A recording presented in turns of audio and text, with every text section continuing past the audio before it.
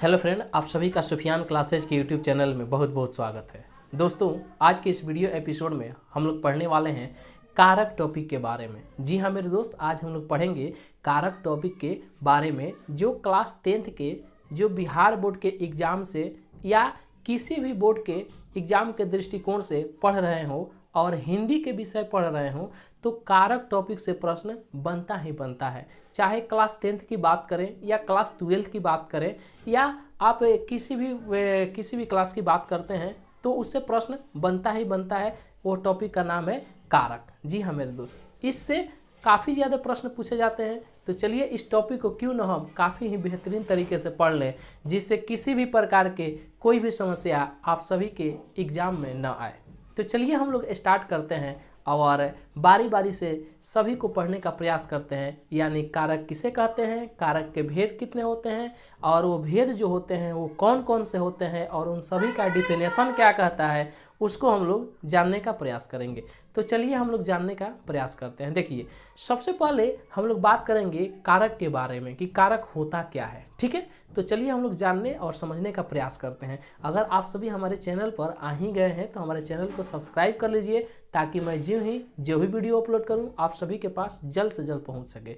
तो चलिए हम लोग स्टार्ट करते हैं कारक टॉपिक के बारे में कि कारक होता क्या है। तो देखिए, कह रहा है कि क्रिया के साथ जिसका प्रत्यक्ष संबंध होता है उसे ही हम लोग क्या कहते हैं, कारक कहते हैं। यानी कहने का तात्पर्य क्या है मेरे दोस्त कि क्रिया मेन चीज इसमें है क्रिया, और इसके साथ जिसका प्रत्यक्ष संबंध होता है, प्रत्यक्ष यानी कि सीधा संबंध होता है, उसे हम लोग क्या कहते हैं, कारक कहते हैं। ठीक है, अब देखिए कैसे सीधा संबंध बनता है, इसको हम लोग जानने और समझने का प्रयास करते हैं। देखिए, जैसे कि एक एग्जाम्पल लिखा गया है कि रोहन दौड़ता है। ठीक है, और इसमें हम लोग को पहचान करना है सबसे पहले क्रिया की।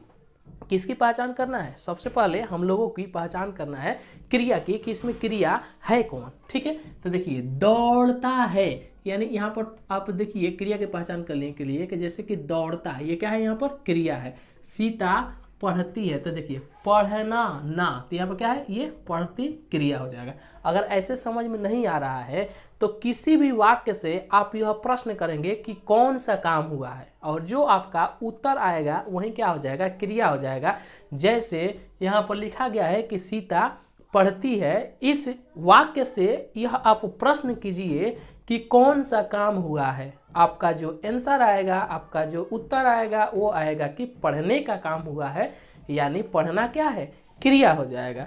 यहाँ पर आप प्रश्न कीजिए कि कौन सा काम हुआ है। ठीक है, क्या कौन सा काम हुआ है, और जो आपका आंसर आएगा वो क्या हो जाएगा, आपका यहाँ पर क्रिया हो जाएगा। तो ये कह रहा है कि क्रिया के साथ जिसका प्रत्यक्ष संबंध होता है उसे ही हम लोग क्या कहते हैं, कारक कहते हैं। ठीक है, तो अब बात आती है, जब हम जान ही गए कि क्रिया होता क्या है, तो अब बात आती है कि कारक समझने की कि कारक आखिर है क्या, तो उसको हम लोग समझते हैं। तो देखिए, क्रिया की जब हम पहचान करने के लिए कि पढ़ती हाँ क्रिया है, दौड़ना हाँ क्रिया है, इतना तो क्लियर हो गया।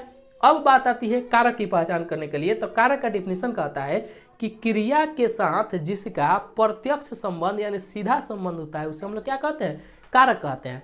तो देखिए, पढ़ने का संबंध किससे है, सीता से है ना। आप प्रश्न कीजिए कि कौन पढ़ती है, तो सीता पढ़ती है, तो सीता क्या हो जाएगा, कारक हो जाएगा। अब यहाँ पर ध्यान देंगे कि दौड़ना यानी दौड़ने का संबंध किससे है, तो दौड़ने का संबंध है रोहन से है, तो रोहन क्या हो जाएगा, कारक हो जाएगा। ठीक है, यदि मैं एक और वाक्य बोलूं कि मैं प्रतिदिन विद्यालय जाता हूं, ठीक है, मैं प्रतिदिन विद्यालय जाता हूं, इस वाक्य में यदि आपसे पूछा जाए कि क्रिया है कौन, तो मैं आपको यह वाक्य बोला हूं कि मैं प्रतिदिन विद्यालय जाता हूं, तो इसमें जाना क्या है, एक क्रिया है, और इस जाने क्रिया का सीधा संबंध किससे है, मैं से है, तो मैं क्या है, कारक है। ठीक है, आशा करता हूं आप सभी लोगों को इतना जरूर समझ में आया होगा। अब चलिए बात आती है कारक के भेद की कि कारक के भेद कितने होते हैं, तो इसको हम लोग जानने और समझने का प्रयास करते हैं।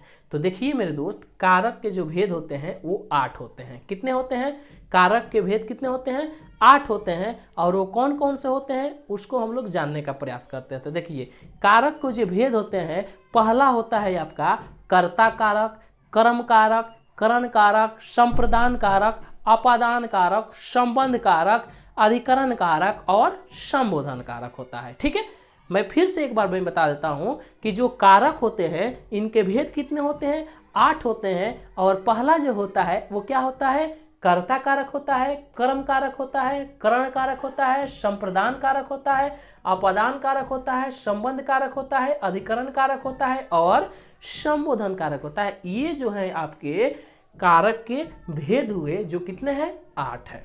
ठीक है, आशा करता हूं इतना आप सभी लोगों को पसंद आया होगा और समझ में आया होगा कि कारक कितने हैं और कारक के भेद कितने हैं और कारक किसे कहते हैं। अब चलिए हम लोग जानने का प्रयास करते हैं विभक्ति, कारक और चिन्ह के बारे में। ठीक है, किसके बारे में हम लोग जानने का प्रयास करते हैं, विभक्ति, कारक और चिन्ह।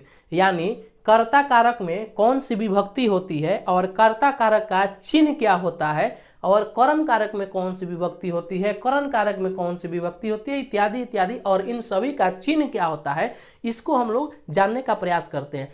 क्यों मेरे दोस्त, आखिर हम लोग चिन्ह पढ़ रहे हैं तो क्यों पढ़ रहे हैं, इसका रीजन क्या है। तो देखिए बहुत सारा ऐसा जो एग्जाम्पल्स होते हैं, यानी जो उदाहरण होते हैं, वह चिन्ह से ही क्लियर हो जाते हैं कि यह किस कारक की यहाँ पर बात हो रही है।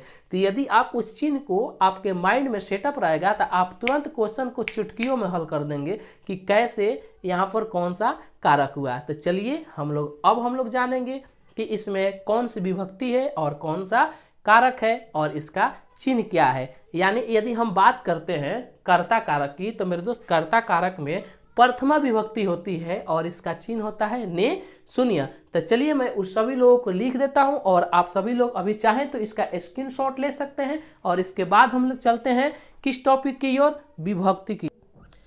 अभी हम लोग बात कर रहे थे विभक्ति, कारक और चिन्ह की। तो चलिए हम लोग जानने का प्रयास करते हैं कि कर्ता कारक में कौन सी विभक्ति होती है, कर्म कारक में कौन सी विभक्ति होती है, करण में कौन होती है, संप्रदान, अपादान, संबंध, अधिकरण और संबोधन इत्यादि में कौन कौन सी विभक्तियां होती है और किसका क्या चिन्ह होता है, इसको हम लोग जानने और समझने का प्रयास करते हैं। तो देखिए कर्ता कारक यानी यहाँ पर दिया है विभक्ति, कारक और चिन्ह। तो कर्ता कारक में मेरे दोस्त प्रथमा विभक्ति होती है और इसका चिन्ह होता है ने और शून्य, यानी ने भी होता है और शून्य भी होता है। ठीक है, यदि इसका हम लोग एग्जाम्पल समझेंगे और एग्जाम्पल देकर मैं इसको समझाऊंगा जब कर्ता कारक का डिफिनीशन में पढ़ूंगा या मैं बताऊंगा और आप सभी लोग समझेंगे, तब हम लोग एग्जाम्पल से समझेंगे। ठीक है, अभी सिर्फ और सिर्फ इतना जानेंगे कि कर्ता कारक का चिन्ह होता है ने और शून्य। और कर्ता कारक में कौन सी विभक्ति होती है, तो प्रथमा विभक्ति होती है। कर्म कारक में द्वितीय विभक्ति होती है और इसका चिन्ह होता है को शून्य। तृतीय विभक्ति होती है जो करण कारक में होती है और इसका चिन्ह होता है से द्वारा। संप्रदान का चिन्ह होता है को के लिए और संप्रदान कारक में चतुर्थी विभक्ति होती है। कौन सी विभक्ति होती है, चतुर्थी विभक्ति होती है। और बात आती है अपादान कारक की, तो अपादान कारक में पंचमी विभक्ति होती है और जिसका चिन्ह होता है से जुदाई। ठीक है, क्या होता है, से जुदाई। और इसके बाद आता है संबंध कारक और संबंध कारक में षष्ठी विभक्ति होती है और इसका चिन्ह होता है का, के, की, रा, रे, री। अधिकरण कारक की बात आती है तो अधिकरण कारक में सप्तमी विभक्ति होता है और इसका चिन्ह होता है में पर। संबंध कारक में कौन सी विभक्ति होता है, षष्ठी विभक्ति होता है और जिसका चिन्ह होता है का, के, की, रा, रे, री। और अधिकरण कारक में जो चिन्ह होता है वो क्या होता है, सप्तमी विभक्ति होता है, जिसका चिन्ह होता है, अधिकरण कारक में सप्तमी विभक्ति होता है और अधिकरण कारक का चिन्ह क्या होता है, में या पर। अच्छा, संबोधन कारक की बात आती है, किसकी बात आती है, संबोधन कारक की। तो संबोधन कारक में प्रथमा विभक्ति होता है और इसका चिन्ह होता है हे, अरे, अहो, अजी। ठीक है, ये जो होता है ये रहा हम लोगों का विभक्ति, कारक और चिन्ह। यानी ये रहा प्रथमा, द्वितीय, तृतीय, चतुर्थी, पंचमी, षष्ठी, सप्तमी और प्रथमा। कर्ता, कर्म, करण, संप्रदान, अपादान, संबंध, अधिकरण और संबोधन, और इन सभी का ये चिन्ह रहा। ठीक है, आप सभी चाहें तो इसका स्क्रीनशॉट ले सकते हैं और इसके बाद हम लोग बारी बारी से सारे का डिफिनीशन का अध्ययन करेंगे और एक ही वीडियो में कारक का सारा कंफ्यूजन दूर करेंगे। ठीक है, घबराने की कोई जरूरत नहीं है, वीडियो के अंत तक बने रहिए और इसके बाद से आप लोगों को कहीं भी किसी भी प्रकार से कारक टॉपिक को समझने में किसी भी प्रकार से कहीं से भी कठिनाई नहीं होगी। तो आप सभी लोगों से मेरा एक विनती है कि वीडियो के अंत तक जरूर बने रहिए ताकि आप सभी लोग आज से कारक के दादा बन कर रह जाएं। ठीक है, तो चलिए हम अब बारी बारी से कर्ता कारक की डेफिनेशन पढ़ेंगे और क्रम कारक की डेफिनेशन पढ़ेंगे, करण कारक की, संप्रदान कारक की, अपादान कारक की, संबंध कारक की, अधिकरण कारक की और संबोधन कारक की, सारे के डेफिनेशन को अलग अलग से पढ़ेंगे और विस्तार तरीके से जानने और समझने का प्रयास करते हैं। तो चलिए आप सभी लोग इसका स्क्रीनशॉट ले लीजिए